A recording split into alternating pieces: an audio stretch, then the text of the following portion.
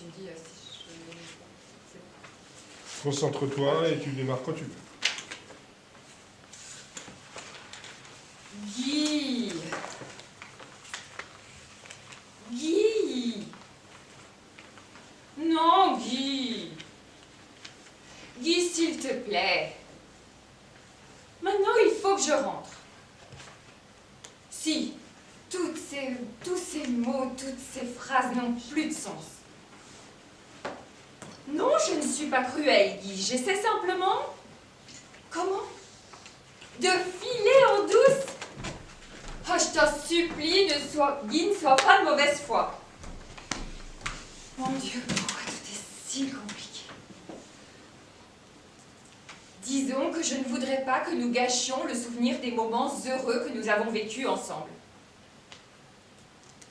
Si, Guy, si nous continuons comme ça, j'ai peur que nous finissions par tout salir. J'ai envie que nous nous quittions d'une façon qui soit digne de toi, de moi, de nous. Tu le mérites. Moi aussi. Comment? Je n'ai pas entendu.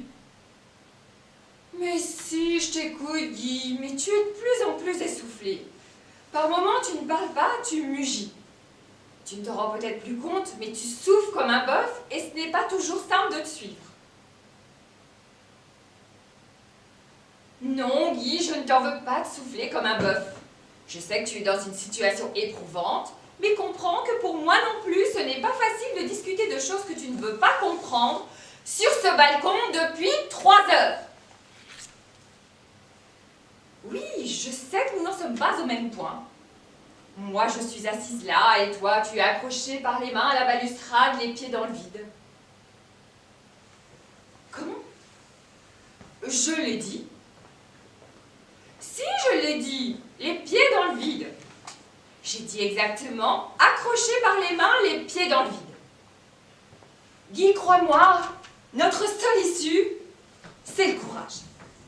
Moi, je rentre, toi, tu lâches, et on n'en parle plus. C'est net, c'est propre, ça nous ressemble. Oui, je sais que c'est douloureux. Mais ne vaut-il pas mieux avoir mal à un grand coup, et puis c'est fini, que nous séparer en nous déchirant à petit feu?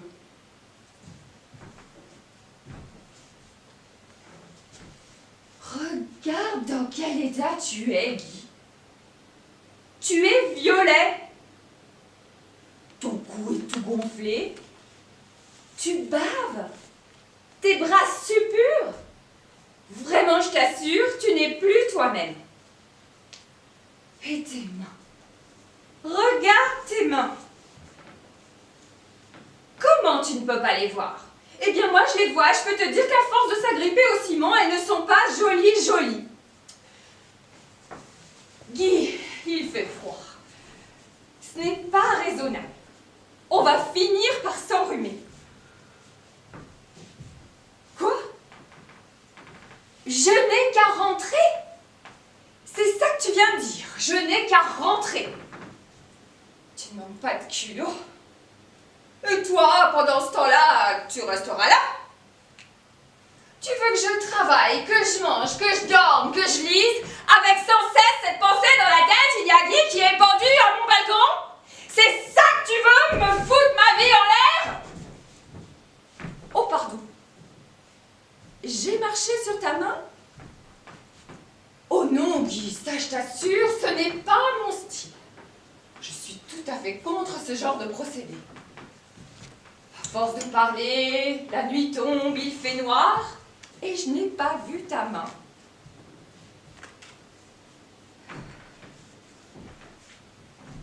Où es-tu? Non, Guy, je ne te laisse pas tomber.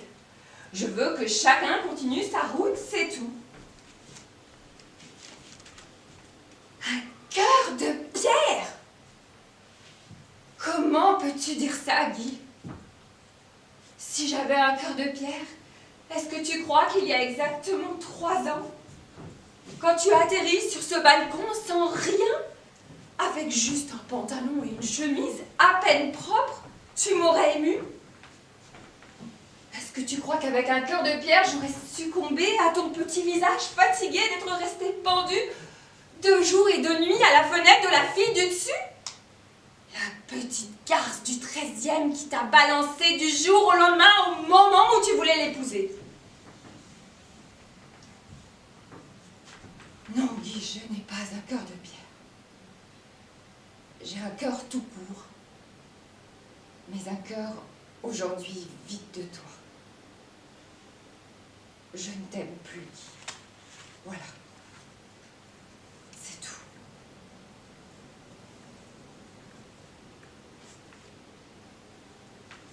Guy? Guy? Guy, tu es là? Tu as lâché? Ça fait quand même drôle. Oh! Il est tombé sur la terrasse de Madame de Verlin. Et ben voilà, elle lui apporte du champagne.